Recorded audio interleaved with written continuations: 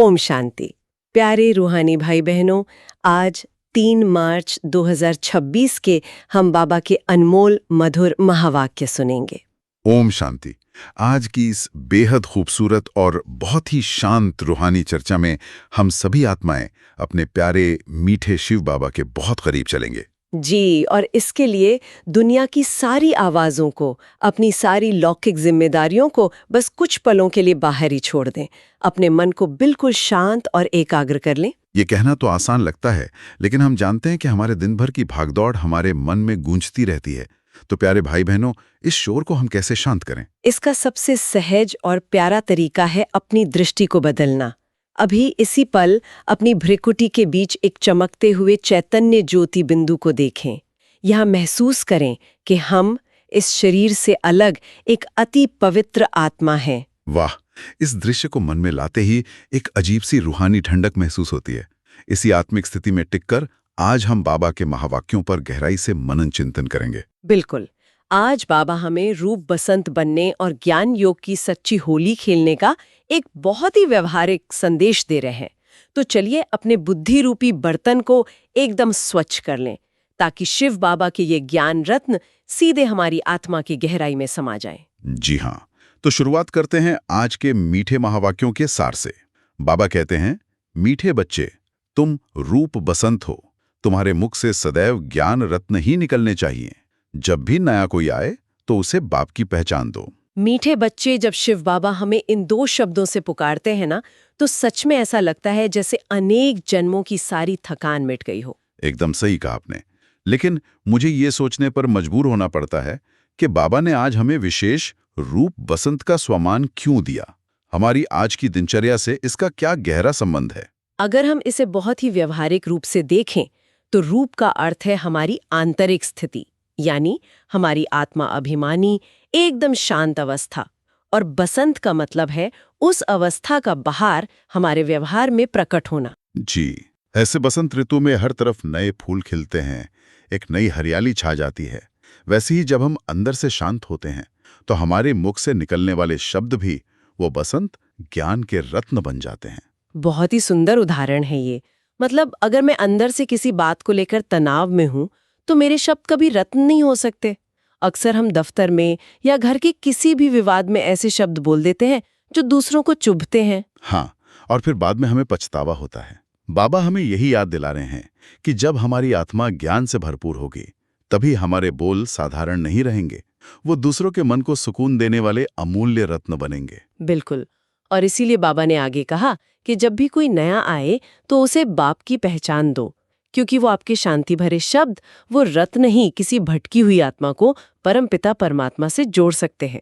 तो प्यारे भाई बहनों, आज के दिन हमारा यही मुख्य पुरुषार्थ होना चाहिए। पहले अपनी आंतरिक स्थिति यानी अपने रूप को संवारना, और फिर अपने शब्दों यानी बसंत से दूसरों को शीतलता देना। इसी बात को और गहराई से समझने के लिए अब हम आज के प्रश्न और उत्तर की ओर चलते हैं।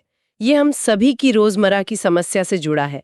ध्यान से सुनिएगा। बाबा पूछते हैं, प्रश्न, अपनी अवस्था को एक रस बनाने का साधन कौन सा है? प्यारे रूहानी भाई बहनों, कुछ पल के लिए इस प्रश्न पर रुकें। अपने अंदर बहुत ईमानदारी से झांकें, क्या हमारी मानसिक अवस्था एक रस यानी निरंतर स्थिर रहती है? जी, यह एक बहुत बड़ा स्वचिंतन है।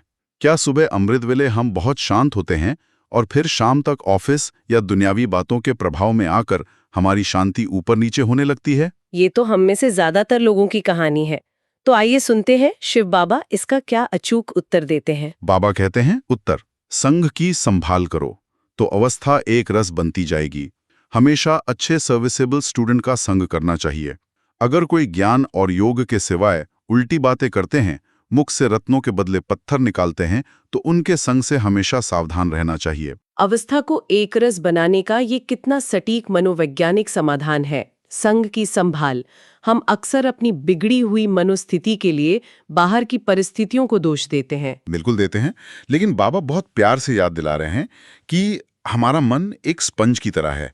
हम जिसके भी साथ बैठते हैं, हम अनजाने में ही उसकी ऊर्जा को, उसके वाइब्रेशंस को सोख लेते हैं। जी हाँ, मैं अपना ही एक लौकिक अनुभव साझा करती हूँ। कुछ दिन पहले दफ्तर में कुछ लोग बैठकर सिर्फ मैनेजमेंट और अन्य सहकर्मियों की कमियों पर बहुत लंबी चर्चा कर रहे थे। और ऐसे माहौल में बचना बहुत मुश्किल होता है। सही कहा। मैंने उसमें कुछ बोला नहीं, बस मैं सुनती रही। लेकिन आधे घंटे बाद मुझे महसूस हुआ कि मेरी अपनी आंतरिक ऊर्जा बिल्कुल खत्म हो गई है। मेरा मन बहुत भारी हो गया था। यही तो बाबा समझा रहे हैं। व्यर्थ बातें करना, शिकायतें करना या किसी की निंदा करना, बाबा इसे मुंह से पत्थर निकालना कहते हैं। जब हम ऐसे लोगों के बीच बैठते हैं तो वो पत्थर सीधे हमारे मन को घायल करते हैं। इसीलिए बाबा कहते हैं कि हमेशा सर्विसेबल विद्यार्थियों का संग करो। और यहाँ सर्विसेबल का अर्थ सिर्फ वो नहीं है जो सेंटर्स पर बहुत बड़े बड़े काम कर रहा हो। जी। सर्विसेबल वो है जो हमेशा समाधान की बात करे, जो दूसरों का हौसला बढ़ाए, जिसके साथ बैठकर आपको एक रूहानी हल्कापन महसूस हो। तो हमें बहुत सचेत होकर ये चुनाव करना है कि हम अपनी ऊर्जा कहाँ और किसके साथ निवेश कर रहे हैं। बिल्कुल। और इसी संग और ऊर्जा की बात से बड़ी सहजता से जुड़ती हैं बाबा की आज की 5 मुख्य शिक्षाएं। हम बहुत प्यार से एक-एक करके इनकी गहराई में चलेंगे। पहली शिक्षा है अल्फ और बे का रहस्य। बाबा कहते हैं ज्ञान और विज्ञान, इसको कहेंगे अल्फ और बे।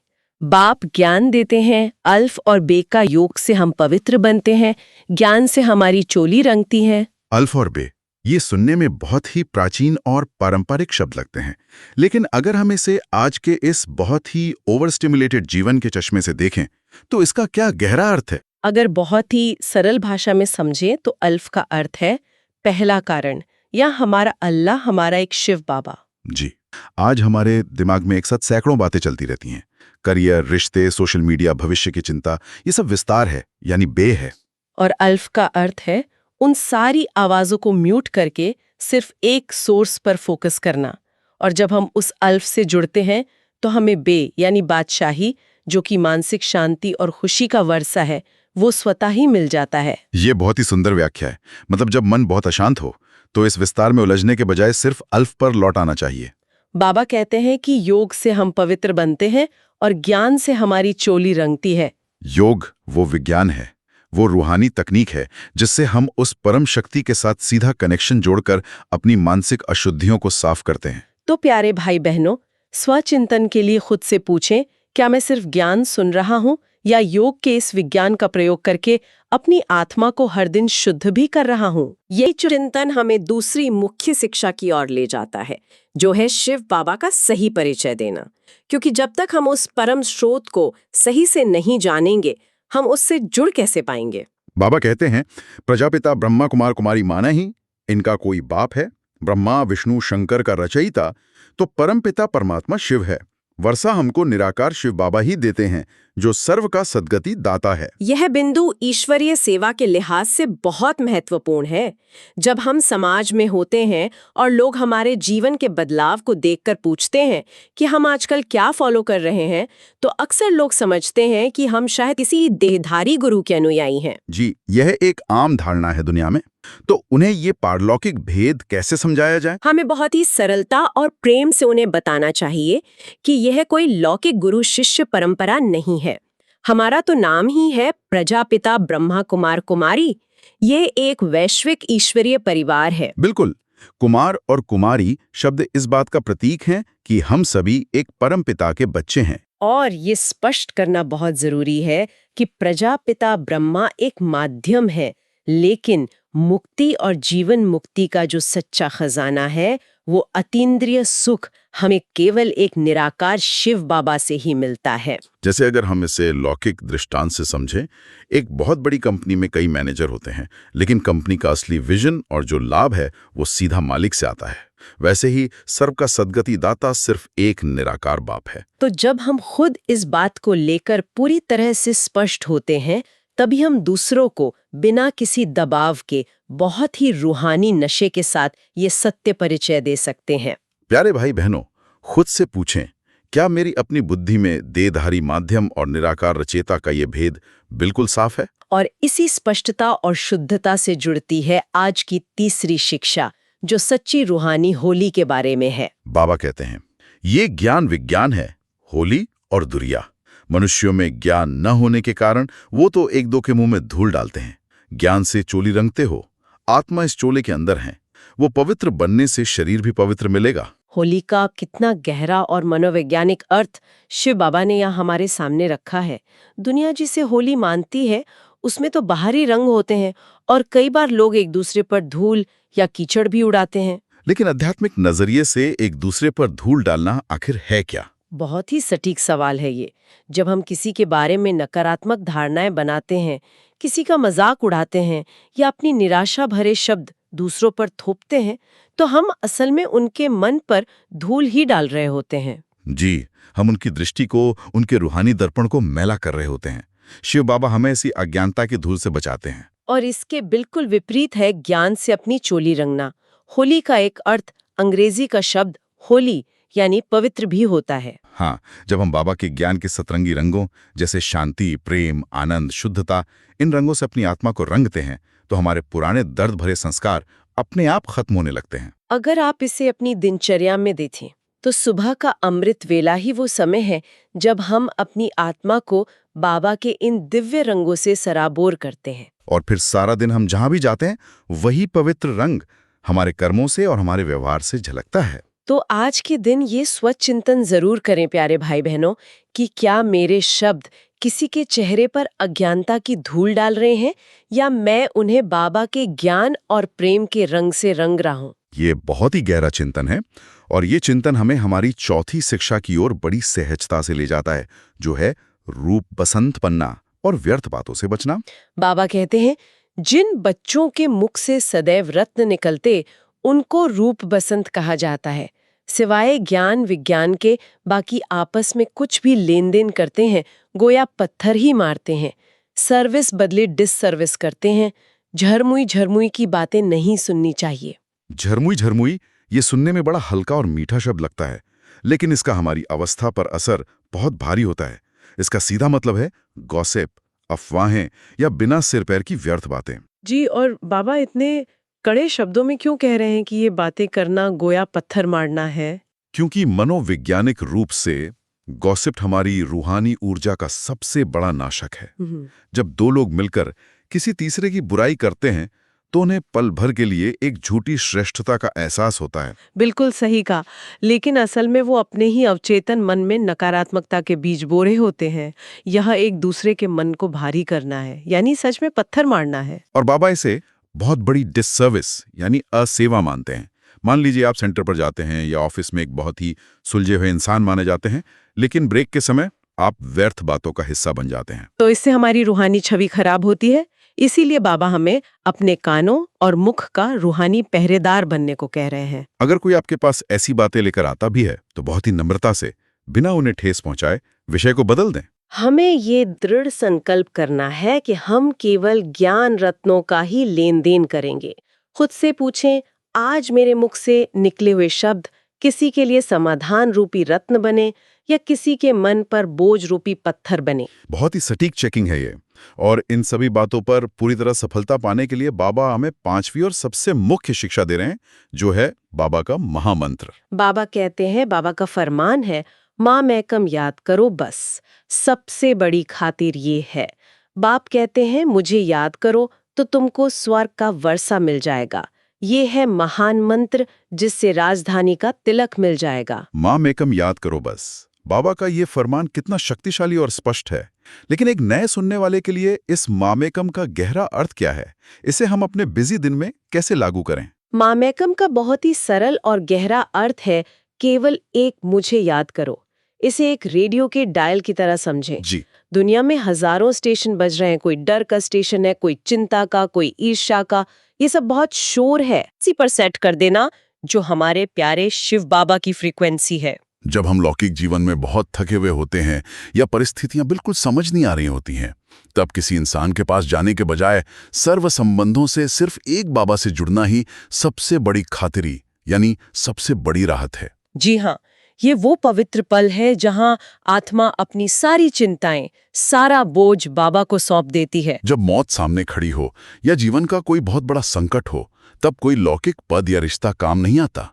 उस समय सिर्फ ये एक निराकार की याद ही हमें पार लगाती है। चलते फिरते काम करते हुए बस ये एक निरंतर जागरूकता रहे कि मैं आत्मा हूँ और मेरा परमपिता मेरे साथ है।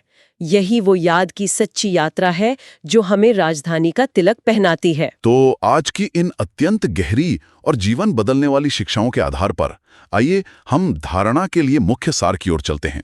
तो आज के महावाक्यों से धारणा के लिए मुख्य सार। बाबा कहते हैं 1. सेंसिबल बन सबको बाप का परिचय देना है। मुख से कभी पत्थर निकाल डिसर्विस नहीं करनी है। ज्ञान योग के सिवाय दूसरी कोई चर्चा नहीं करनी है। सेंसिबल यानी समझदार बनने का मतलब यहाँ बहुत गहरा है। एक समझदार व्यक्ति जानता है कि कब बोलना है, क्या बोलना है और सबसे जरूरी कब चुप रहना है। बिल्कुल। आज के समय में चाहे हम कॉर्पोरेट दुनिया में हों या अपने परिवार के बीच हों, हमें बहुत ही मर्यादा और प्रेम से अपने शांत व्यवहार द्वारा शिव बाबा का परिचय देना है, न कि किसी से बहस करके। जी। और दूसरा बिंदु बाबा कहते हैं 2. जो रूप बसंत हैं, सर्विसेबल हैं, उनका ही संग करना है। जो उल्टी सुल्टी बातें सुनाएं उनका संग नहीं करना है। यह निर्देश पूरी तरह से हमारी अपनी रूहानी सुरक्षा के लिए है। अगर कोई साथी बार बार हमें व्यर्थ या नकारात्मक बातों में खींच रहा है, तो हमें बिना उन्हें बुरा महसूस कराए बहुत युक्ति से वहां से किनारा कर लेना चाहिए। सही कहा। अपनी आंतरिक शांति की रक्षा करना हमारी अपनी जिम्मेदारी है। और अब समय है शिव बाबा के शक्तिशाली वरदान को अपनी झोली में डालने का। बाबा का वरदान है, बाबा कहते हैं, नॉलेज द्वारा रावण के बहुरूपों को जानकर उसकी अट्रैक्शन से मुक्त रहने वाले हिम्मतवान भव। और बाबा ने इसका विस्तार ऐसे दिया है, जो बच्चे नॉलेज द्वारा रावण के बहुरूपों को अच्छी तरह से जान गए हैं, उनके आगे वो नजदीक भी नहीं आ सकता। चाहे सोने का चाहे हीरे का रूप धारण करे, लेकिन उसकी अट्रैक्शन में नहीं आएंगे। ऐसी सच्ची सीताएं बन, लकीर के अंदर रहने का लक्ष्य रख, हिम्मतवान बनो।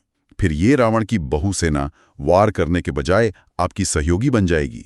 प्रकृति के 5 तत्व और 5 विकार ट्रांसफर होकर आपकी सेवा के लिए आएंगे। सच्ची सीता और श्रीमत की लकीर। कई बार अज्ञानतावश लोग सोचते हैं कि ये आध्यात्मिक नियम या लकीरें हमारे लिए कोई कड़ा बंधन है, लेकिन असल में ये एक बहुत ही मजबूत सुरक्षा कवच है। रावण यानी माया या हमारे अपने ही विकार आज के समय में बहुत ही आकर्षक रूप लेकर हमारे सामने आते हैं। फिर बिनने की कोई स्कीम हो, किसी दूसरे को नीचा दिखाकर मिलने वाला प्रमोशन हो, या फिर सोशल मीडिया पर मिलने वाली झूठी शोहरत। जी, ये सब मन को बहुत अट्रैक्ट करते हैं। लेकिन जो आत्मा ईश्वरी नॉलेज से भरपूर है, जिसके पास शिव बाबा का सच्चा ज्ञान है, वो इन मायावी रूपों को तुरंत पहचान लेती है। वो जानती है कि ये सोने का हिरन सिर्फ एक छलावा है जो उसे उसकी शांत और आत्मिक अवस्था की लकीर से बाहर खींचने के लिए आया है। और सबसे अद्भुत बात जो बाबा ने यहाँ कही वो ये है कि जब आप इस आकर्षण से मुक्त हो जाते हैं, हिम्मतवान बनकर श्रीमत पर चलते हैं, तो ये विकार और प्रकृति के तत्व आप पर वार नहीं करते, बल्कि आपके सहयोगी बन जाते हैं। कितनी गहरी रूहानी फिलॉसफी है ये। आपका समय, आपकी ऊर्जा, सब कुछ आपके नियंत्रण में आ जाता है। आज के इस वरदान को अपनी चेतना में रखते हुए अब हम आज के स्लोगन की ओर बढ़ते हैं। बाबा कहते हैं, स्लोगन, सेवाओं में सफलता प्राप्त करना है तो निर्माण चित्त की विशेषता को धारण करो। निर्माण चित्त यानी निर्माण भाव, अहंकार से मुक्त, विनम्र और रचनात्मक स्वभाव। ये शब्द अपने आप में एक बहुत बड़ी थेरेपी है। जी, मुझे लगता है कि हमारे जीवन की आधी से ज्यादा थकान सिर्फ अपने ईगो को, अपने मैपन को डिफेंड करने में ही निकल जाती है। ये बहुत बड़ी सच्चाई है। हम हमेशा दूसरों के सामने खुद को सही साबित करना चाहते हैं। निर्माणचित होने का मतलब है उस अहंकार के भारी बोझ को नीचे रख देना। यह कोई कमजोरी नहीं है, बल्कि आत्मा की सबसे बड़ी ताकत है। जब हम मान अपमान से ऊपर उठकर सिर्फ सेवा और समाधान पर ध्यान देते हैं, तो सफलता खुद हमारे कदम चूमती है। इसे हम दिन भर में एक आंतरिक स्विच की तरह इस्तेमाल कर सकते हैं। जब भी किसी के साथ बहस हो रही हो या मन अशांत हो, बस एक पल के लिए रुके और इस स्विच को ऑन करें। खुद को याद दिलाएं कि मैं एक निर्माणचित आत्मा हूं। मुझे खुद को सही साबित नहीं करना है, मुझे बस शांत रहना है। ये छोटा सा अभ्यास जीवन में बहुत हल्कापन लाता है। और प्यारे रूहानी भाई बहनों, इसी हल्केपन के साथ आइए अब हम शिव बाबा के सूक्ष्म अव्यक्त इशारे की ओर चलते हैं। महसूस करें कि हम इस भौतिक शरीर से बिल्कुल हल्के हो गए हैं। हम प्रकाश के शरीर में एक अव्यक्त फरिश्ता बन चुके हैं। बाबा कहते हैं, ये अव्यक्त इशारे निश्चय के फाउंडेशन को मजबूत कर सदा निर्भय और निश्चिंत रहो। विजयी बनने का फाउंडेशन है निश्चय। फाउंडेशन अगर पक्का है तो बिल्डिंग हिल नहीं सकती। निश्चिंत रहते हैं अगर फाउंडेशन कच्चा है तो थोड़ा सा भी तूफान आएगा, थोड़ी भी धरनी हिलेगी तो भय होगा कि ये बिल्डिंग हमारी गिर नहीं जाए या क्रैक नहीं हो जाए।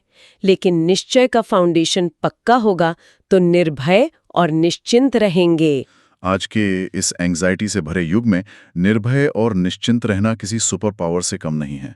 और बाबा बता रहे हैं कि इस निश्चिंतता का आधार क्या है? हमारा निश्चय, यानी हमारी परमपिता पर अटूट आस्था। जब हमें स्वयं पर, अपने परम पिता पर और इस बेहद के ईश्वरीय ड्रामा के हर दृश्य पर 100% निश्चय होता है तो हम परिणामों की चिंता करना बिल्कुल छोड़ देते हैं। जी, हमें पता होता है कि जो हो रहा है वो कल्याणकारी ही है। अगर फाउंडेशन पक्का है तो बाहर चाहे कोई बड़ा आर्थिक संकट हो, स्वास्थ्य की गंभीर समस्या हो या रिश्तों में दरार हो, मन की बिल्डिंग कभी नहीं हिलती। इस फरिश्ता स्थिति में टिककर अनुभव करें कि आप बिल्कुल हल्के हैं, आपके कंधों पर कल का या भविष्य का कोई बोझ नहीं है। आप उस सर्वशक्तिमान की छत्रछाया में पूरी तरह सुरक्षित हैं। इसी अतीन्द्रिय सुख और परम शांति की अवस्था में आइए प्यारे भाई बहनों, अब हम 5 शक्तिशाली स्वमानों का अभ्यास करते हैं। ये स्वमान हमारे अवचेतन मन को एक नई रूहानी ऊर्जा देंगे। हर स्वमान को अपने अंदर गहराई तक महसूस कीजिएगा। पहला स्वमान, मैं रूप बसंत आत्मा हूँ, मेरे मुख से सदा ज्ञान रत्न ही निकलते हैं। अनुभव करें कि आपके मस्तक के बीच से सफेद प्रकाश की किरणें निकल रही हैं। आपका मन एकदम शांत और बर्फ सा शीतल है। जब मैं स्वमान में टिकती हूँ तो मुझे महसूस होता है कि मैं किसी भी परिस्थिति में रिएक्ट नहीं करती। मेरे शब्दों में एक दैवीय ठहराव है जो सुनने वाले के मन को भी शांत कर देता है। दूसरा स्वमान, मैं एक रस अवस्था वाली सदा सर्विसेबल आत्मा हूँ। मेरी आंतरिक स्थिति एक अचल पहाड़ की तरह है जिसे बाहर का कोई भी शोर या कोई भी नकारात्मक व्यक्ति हिला नहीं सकता। मैं एक स्पंज की तरह दूसरों की नकारात्मकता को नहीं सोखता, बल्कि मैं एक रूहानी सूर्य की तरह अपनी शांति की किरणें चारों ओर फैलाता हूँ। मैं हमेशा समाधान का हिस्सा हूँ। तीसरा स्वमान, मैं श्रीमत की लकीर के अंदर रहने वाली सच्ची सीता हूँ। बाबा की श्रीमत मेरे लिए कोई बंधन नहीं, बल्कि मेरा सबसे बड़ा अभेद्य सुरक्षा कवच है। माया चाहे कितने भी आकर्षक रूप लेकर मेरे सामने आए, चाहे वो झूठी शोहरत हो या क्षणिक सुख, मेरी शुद्ध बुद्धि बहुत स्पष्टता से उसे पहचान लेती है और मैं उससे बहुत दूर रहता हूँ। मैं परमपिता परमात्मा की छत्रछाया में पूरी तरह से सुरक्षित हूँ। चौथा स्वमान, मैं निर्माणचित सफलता मूर्त आत्मा हूँ। मेरे अंदर से मैंपन और अहंकार पूरी तरह से समाप्त हो चुका है। मेरी असली शक्ति मेरी नम्रता में है। मुझे किसी को खुद को साबित नहीं करना है। इस रूहानी हल्केपन के कारण मैं जो भी कार्य करती हूँ उसमें स्वतः ही सफलता समाई हुई है। पांचवा और अंतिम स्वमान, मैं निश्चय बुद्धि, निर्भय और निश्चिंत आत्मा हूँ। मेरा फाउंडेशन स्वयं परमपिता परमात्मा ने अपने हाथों से रखा है। मेरे अंदर भविष्य को लेकर रत्ती भर भी चिंता या भय नहीं है। मैं जानता हूं कि मेरा हाथ स्वयं सर्वशक्तिमान ने पकड़ा हुआ है। मैं एक सदा विजयी फरिश्ता हूं। मेरी जीत निश्चित है। प्यारे रूहानी भाई बहनों, आज की इस अत्यंत गहरी, शांत और मन को उजला करने वाली मनन चिंतन यात्रा को अब हम यहीं समेटते हैं। आज की इस यात्रा में हमने बहुत ही स्पष्ट रूप से देखा कि कैसे हमारा संग हमारी अवस्था को बनाता या बिगाड़ता है। व्यर्थ की गपशप यानी दूसरों पर धूल उड़ाने के बजाय हमें रूप बसंत बनकर ज्ञान की सच्ची होली खेलनी है। जी, और हमने ये भी गहराई से समझा कि माया के सुनहरे लेकिन खोखले आकर्षणों से बचने के लिए हमें एक सच्ची सीता की तरह श्रीमत की मर्यादा में रहना है। अहंकार का भारी बोझ उतारकर निर्माणचित बनना है, जो कि हमारी सफलता की असली कुंजी है। और इन सब के मूल में है हमारा वो पक्का निश्चय, हमारा वो मामे कम का महामंत्र, यानी दुनिया के सारे शोर को म्यूट करके सिर्फ एक शिव बाबा की फ्रीक्वेंसी पर सेट हो जाना। यही हमें सदा के लिए निर्भय और निश्चिंत बना देता है। प्यारे रूहानी भाई बहनों, आप इसी तरह शिव बाबा के मीठे महावाक्यों की गहराई में उतरने के लिए और रोजाना उनकी श्रीमत को अपने व्यवहारिक जीवन में लागू करने के लिए इस चैनल को सब्सक्राइब जरूर करें। इससे हम हर दिन इसी तरह एक साथ मिलकर बाबा की याद की यात्रा में आगे बढ़ते रहेंगे। आप सभी रूप बसंत आत्माएं सारा दिन इसी रूहानी नशे में और इसी हल्केपन में रहें। आप सभी को बहुत बहुत प्यार और दिल से दुआएं। अच्छा, ओम शांति।